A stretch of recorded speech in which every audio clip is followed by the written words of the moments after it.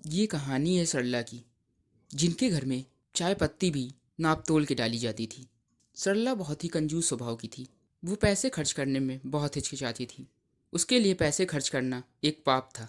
उसका मानना था पैसा बचाना ही सबसे बड़ी कमाई है। लेकिन वक्त बदला। अब उसकी बेटे की शादी हो गई थी और उसके घर में उसकी बहू काजल आ गई थी। काजल अपनी सास से अलग एकदम नए जमाने की थी। उसको ऑनलाइन शॉपिंग करना, बाहर का खाना खाना, हर हफ्ते नए कपड़े खरीदना, इन सब चीज़ों का उसे बहुत शौक था। काजल घर वालों के लिए खाना बना रही थी, तभी उसकी सास सरला किचन में आती है। अरे बहू, ये क्या? इतना सारा घी डाल दिया दाल में। हार्ट अटैक लाना है क्या? इतना घी तो मैं 10 दिन चलाती हूँ और तूने तो एक बार में ही इतना घी डाल दिया। अरे माँ जी, आप भी ना, जब तक दाल में घी ना डालो तब तक स्वाद ही नहीं आता है।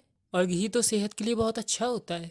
हम लोग जितना घी खाएंगे उतना हमारी सेहत अच्छी होगी। सरला काजल की बात नहीं टाल पाती है और वहाँ से चली जाती है। फिर थोड़ी देर बाद सब लोग खाना खाने के लिए बैठते हैं। अरे माँ, आज तो खाना बहुत बढ़िया बना है। इतना स्वादिष्ट खाना तो मैंने बहुत दिनों बाद खाया है। वाह माँ, आज तुमने तो कमाल कर दिया। हाँ सरला, आज खाने का स्वाद तो बिल्कुल अलग है। आज लगता है तुमने बिल्कुल कंजूसी नहीं करी खाना बनाने में। आज के खाने का स्वाद तो बहुत ही अच्छा है। बड़े दिनों बाद ऐसा खाना खा रहे हैं हम लोग। अरे वो आपकी बहू का कमाल है। 10 दिन का घी जो एक बार में पूरा खाने में डाल दिया, तभी तो खाना इतना स्वादिष्ट लग रहा है आज। वही घी मैं 10 दिन चलाती हूँ, इसने एक ही दिन में डाल दिया, इसीलिए तो स्वादिष्ट लग रहा है खाना। खा लो आज। सरला बैठी ही थी, तभी उसके दरवाजे की घंटी की आवाज़ आती है। कौन आ गया? इतने टाइम तो हमारे घर में कोई नहीं आता है। देखो कौन आया है। वो मैम, आपका कुरियर है। क्या कुरियर आया है? पर हमने तो कुछ भी नहीं मंगाया, तो ये कहाँ से आ गया? अरे भैया, ये दूसरे घर का होगा, तुम गलत घर में आ गए हो, कहीं और देखो जाकर। नहीं मैम, आपका ही कुरियर है, इस पर आपका ही एड्रेस पड़ा है। तभी वहाँ पर सरला की बहू काजल आ जाती है। अरे मम्मी जी, वो मैंने ही कुरियर मंगाया है। भैया कितने हुए? जी 2000। 2,000? ऐसा क्या मंगाया बहू तुमने जो 2,000 का है? इतना महंगा क्या है इसमें? अरे वो मम्मी जी, इसमें किचन सेट है। वो हमारा किचन सेट बहुत पुराना हो गया था ना, तो मैंने सोचा कि नए मंगा लूँ। फिर दूसरे दिन फिर से कुरियर वाला उनके घर पर आता है। आज भी हमारा ही कुरियर है। सरला कुरियर लेकर घर के अंदर आती है और काजल से कहती है। बहू, आज तुमने फिर से कुछ मंगाया है क्या? देखो ये कुरियर वाला देख कर गया है।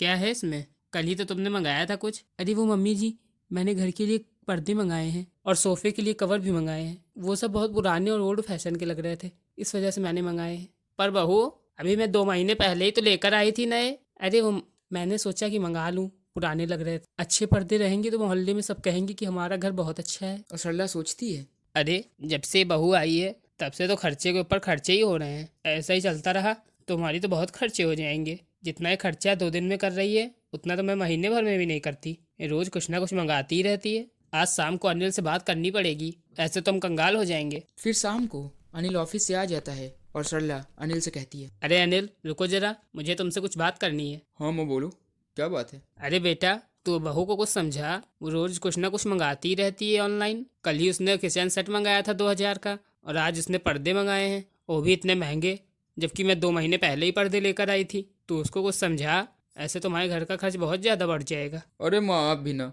अरे मंगाने दीजिए ना काजल को। देखिए हमारे घर को किस तरह डिज़ाइन किया है। मैं तो आज घर आया तो मुझे लगा मैं जैसे मैं दूसरे घर में आ गया हूँ। हमारा घर कितना अच्छा लग रहा है। नहीं, पहले एकदम पुराना लग रहा था हमारा घर। थोड़े खर्चे करने से कुछ नहीं होगा माँ। अब ज़माने के साथ आपको बदलना चाहिए। अगर हम लोगों को दिखाएंगे नहीं तो कैसे जानेंगे कि हम भी अमीर हो गए हैं। वाह काजल, तुमने तो पूरे घर को बदल दिया। आज मैं घर में आया तो मुझे लगा जैसे मैं दूसरे घर में आ गया हूँ। तुमने तो हमारे पूरे घर को ही चेंज कर दिया। तुमने तो हमारे घर का लुक ही बदल दिया। जी थैंक यू अनिल जी, आपको पसंद आया ना? फिर इसी तरह काजल रोज कुछ न कुछ घर के लिए मंगाया ही करती थी और ऑनलाइन शॉपिंग करती थी। उसकी सास सरला उसके खर्चों को देखकर बहुत परेशान हो जाती है और सोचती है। क्यों ना मैं घर का खर्च चलाने की जिम्मेदारी बहू को ही दे दूं। जब वो खुद से घर का खर्च चलाएगी तो उसे खुद ही समझ में आ जाएगा कि घर कैसे चलाना होता है, वरना ऐसे तो वो खर्चे कर करके हमें रोड ही पे ले आएगी। फिर सरला काजल से कहती है। बहू, ये लो घर का खर्च चलाने के लिए पैसे, और इस महीने का घर का खर्च तुम्हें ही चलाना है, और इतने ही पैसे में चलाना है, क्योंकि मैं इतने सालों से इतने ही पैसों में घर का खर्च चलाती आ रही हूँ। अरे मम्मी जी, मैं आराम से चला लूंगी और पैसे तो बच भी जाएंगे। देखिएगा देखिएगा, आप भी मेरी तारीफ करेंगी कि मैंने कितने अच्छे से घर का खर्च चलाया है। हाँ, वो तो महीने के आखिरी में पता चलेगा कि किसने कैसे घर चलाया है। फिर घर खर्च की जिम्मेदारी काजल को मिल जाती है और वो घर का सामान लेने के लिए मार्केट जाती है। अरे भैया, ये फल कैसे दिए? ताजे तो है ना फल? पैसे भले ही ज्यादा हो लेकिन ताजे होने चाहिए, मुझे अच्छे ही फल चाहिए। फल वाला उसको वही फल महंगे दामों में बेच देता है और वो अच्छा समझकर उन्हीं फलों को महंगे दामों में खरीद लेती है। फिर इसी तरह काजल घर के लिए और सामान लेती है और एक भी रुपए कम नहीं करा पाती है और महंगे दामों में घर के लिए बहुत सारा सामान ले लेती है। पहले ही दिन वो बहुत सारे पैसे खर्च कर देती है। फिर इसी तरह काजल रोज कुछ ना कुछ फिजूल के खर्चे करती रहती थी। सिर्फ 15 दिन ही बीते थे तभी उसके सारे पैसे खर्च हो जाते हैं और वो कहती है, अरे माँ जी ने तो मुझे पूरे महीने पैसे चलाने के लिए दिए थे, लेकिन मेरे पैसे तो 15 ही दिन में खर्च हो गए। अब मैं क्या करूँ? मम्मी जी से कहूँगी तो मुझे बहुत चिल्लाएंगी। एक काम करती हूँ, अनिल जी से कुछ पैसे मांग लेती हूँ और मम्मी जी को पता भी नहीं चलेगा। काजल अनिल से कहती है, अरे अनिल जी, वो आप मुझे कुछ पैसे दे दीजिए घर का खर्च चलाने के लिए। वो माँ जी ने जो मुझे पैसे दिए थे वो ख़त्म हो गए हैं, इस वजह से कुछ पैसे दे दीजिए आप। माँ जी को पता चलेगा तो मुझे बहुत डांटेंगी। क्या पैसे अभी खत्म हो गए? अभी तो आधा महीना बचा है। मैंने तो सारे पैसे माँ को दे दिए थे, मेरे पास तो एक भी पैसे नहीं बचे हैं। वैसे भी अभी आधा महीना ही बीता है, अभी सैलरी आने में तो बहुत दिन है। तुम एक काम करो, तुम माँ से बात कर लो, वो तुम्हें कुछ नहीं कहेंगी। अरे थोड़ा डांट भी देंगी तो थोड़ा सुन लेना, तुमने गलती की है तो माफ़ी तो मांगनी ही पड़ेगी। फिर अनिल की बात मानकर काजल अपनी सास सरला से कहती है, मम्मी जी, मुझे माफ़ कर दीजिए। जो आपने मुझे पैसे दिए थे घर का खर्च चलाने के लिए, वो पैसे ख़त्म हो गए हैं। क्या पैसे ख़त्म हो गए हैं? लेकिन अभी तो केवल 15 ही दिन हुए हैं, अभी तो आधा महीना बाकी है और तुमने अभी पैसे खर्च कर दिए। मैंने तुम्हें समझाया था बहू, कितने खर्चे मत किया करो वरना हमारे घर का बजट बिगड़ जाएगा, लेकिन तुमने मेरी एक न मानी और अपनी चलाती रही। अब देखो, अब समझ आया तुमको कि मैं ऐसा क्यों कह रही थी। हाँ मम्मी जी, आप बिल्कुल ठीक कह रही थी, मेरी ही गलती है जो मैंने इतने फिजूल के खर्चे किए। आप मुझे माफ़ कर दीजिए। अरे बहू, तू माफ़ी मत मांग, तूने तो अपने हिसाब से अच्छा ही किया। तेरी वजह से ही तो घर में खुशहाली आई है, वरना मैं तो कंजूसी इतना करती थी कि घर हमारा एकदम पुराना लगने लगा था। तूने उसे नया बना दिया। मैं मानती हूँ खर्चे करने चाहिए, पर इतने मत करो कि बजट ही बिगड़ जाए और फिजूल के खर्चे से हमें बचना चाहिए। फिर उस दिन से काजल फिजूल के खर्चे बंद कर देती है और केवल जरूरत के सामानें ही खरीद कर लाती है।